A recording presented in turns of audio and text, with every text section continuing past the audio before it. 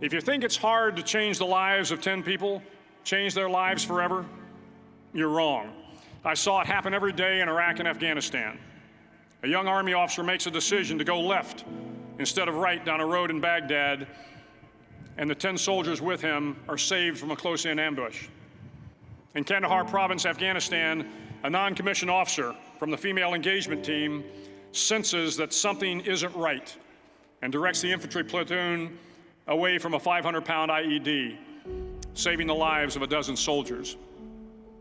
But if you think about it, not only were those soldiers saved by the decisions of one person, but their children were saved, and their children's children. Generations were saved by one decision, one person. But changing the world can happen anywhere, and anyone can do it. So what starts here can indeed change the world. But the question is, what will the world look like after you change it? Well, I'm confident that it will look much, much better. But if you'll humor this old sailor for just a moment, I have a few suggestions that may help you on your way to a better world. And while these lessons were learned during my time in the military, I can assure you that it matters not whether you ever served a day in uniform. It matters not your gender, your ethnic or religious background, your orientation, or your social status. Our struggles in this world are similar, and the lessons to overcome those struggles and to move forward, changing ourselves and changing the world around us, will apply equally to all. I've been a Navy SEAL for 36 years, but it all began when I left UT for basic SEAL training in Coronado, California. Basic SEAL training is 6 months of long, torturous runs in the soft sand, midnight swims in the cold water off San Diego, obstacle courses, unending calisthenics, days without sleep, and always being cold, wet, and miserable. It is 6 months of being constantly harassed by professionally trained warriors who seek to find the weak of mind and body and eliminate them from ever becoming a Navy SEAL. But the training also seeks to find those students who can lead in an environment of constant stress, chaos, failure, and hardships. To me, basic SEAL training was a lifetime of challenges crammed into 6 months. So here are the 10 lessons I learned from basic SEAL training that hopefully will be of value to you as you move forward in life. Every morning in SEAL training, my instructors, who at the time were all Vietnam veterans, would show up in my barracks room, and the first thing they'd do was inspect my bed. If you did it right, the corners would be square, the covers would be pulled tight, the pillow centered just under the headboard, and the extra blanket folded neatly at the foot of the rack.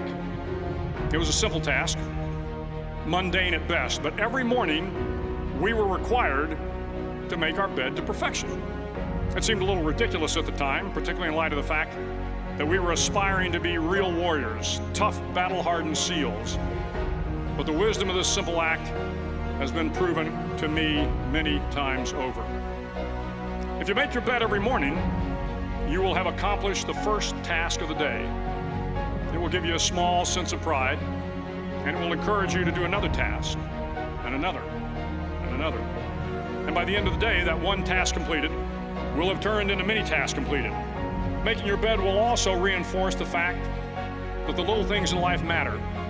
If you can't do the little things right, you'll never be able to do the big things right. And if by chance you have a miserable day, you will come home to a bed that is made, that you made. And a made bed gives you encouragement that tomorrow will be better. So if you want to change the world, start off by making your bed. During SEAL training, the students are all broken down into boat crews. Each crew is 7 students, 3 on each side of a small rubber boat, and 1 coxswain to help guide the dinghy. Every day your boat crew forms up on the beach and is instructed to get through the surf zone and paddle several miles down the coast. In the winter, the surf off San Diego can get to be 8 to 10 feet high, and it is exceedingly difficult to paddle through the plunging surf unless everyone digs in. Every paddle must be synchronized to the stroke count of the coxswain. Everyone must exert equal effort, or the boat will turn against the wave and be unceremoniously dumped back on the beach. For the boat to make it to its destination, everyone must paddle. You can't change the world alone. You will need some help. And to truly get from your starting point to your destination takes friends, colleagues, the goodwill of strangers, and a strong coxswain to guide you. If you want to change the world, find someone to help you paddle.